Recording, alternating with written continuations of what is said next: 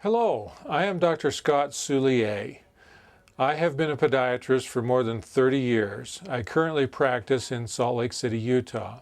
The purpose of this instructional program is to teach a most effective and simple technique for permanently correcting ingrown toenails.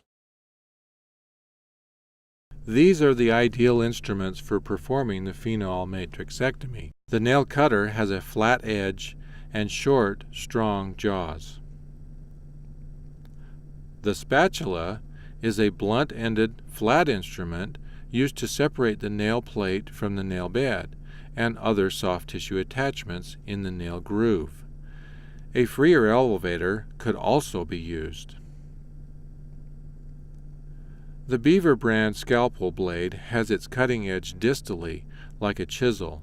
It is 1/8 of an inch wide and can go under the eponychium without lacerating it. This is the Adson forceps, and this is a straight hemostat. A rubber O-ring is used for hemostasis. A Penrose drain, a wide rubber elastic, or even manual pressure on the base of the toe may also be used to create hemostasis.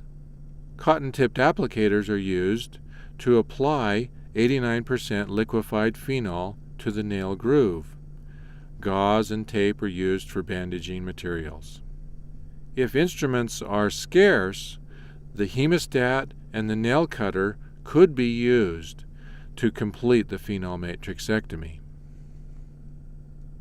The toe is cleansed with isopropyl alcohol prior to a digital block, with usually 3 cc of 1% or 2% plain lidocaine. Here we are using ethyl chloride to partially numb the surface of the skin prior to injection. Ethyl chloride is not mandatory.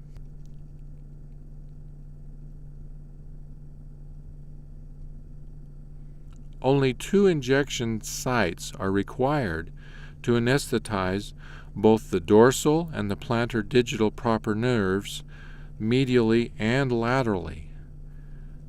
When all 4 of these nerves are anesthetized, the entire toe is completely anesthetic.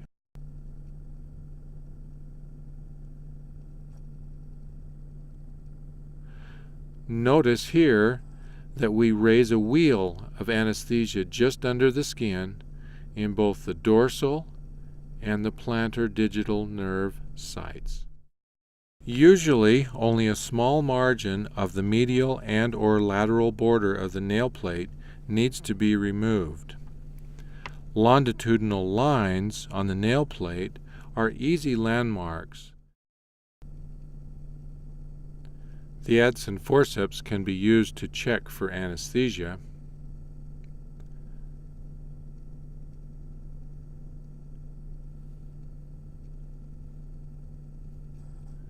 The flat edge of the nail cutter is placed along the central portion of the nail plate, and the margin is carefully cut proximally to within a few millimeters of the eponychium. Placing the flat side of the nail cutter against the central portion of the nail plate minimizes damage to the nail plate that will remain. The chisel scalpel is then placed in the cut nail plate. With gentle pressure, the cut is then extended under the skin of the eponychium to the proximal portion of the nail matrix. The resistance dramatically reduces as the proximal cut is completed. The nail border is then freed from the nail bed with the use of the spatula. A straight hemostat is used to clamp the loosened nail border as far proximal as possible, and the offending border is simply rolled out of the nail groove. A uniform white feathered proximal portion of the nail matrix is an indication that the entire nail root has been removed.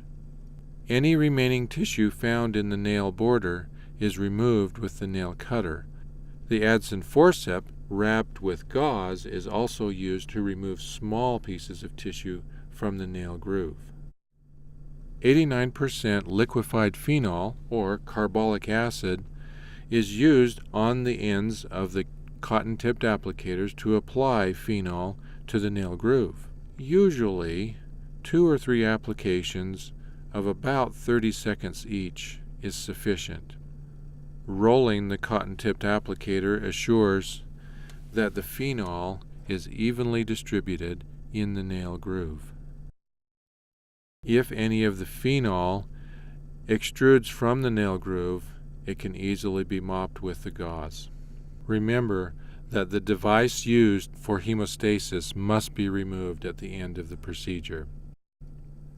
A topical wound care cream is placed on the gauze dressing and manually squeezed into the nail borders. The bandage stays on 1 or 2 days, after which the patient can get the surgical site wet in the shower and will reapply the wound care cream to a plain Band-Aid daily for the next 1 to 3 weeks.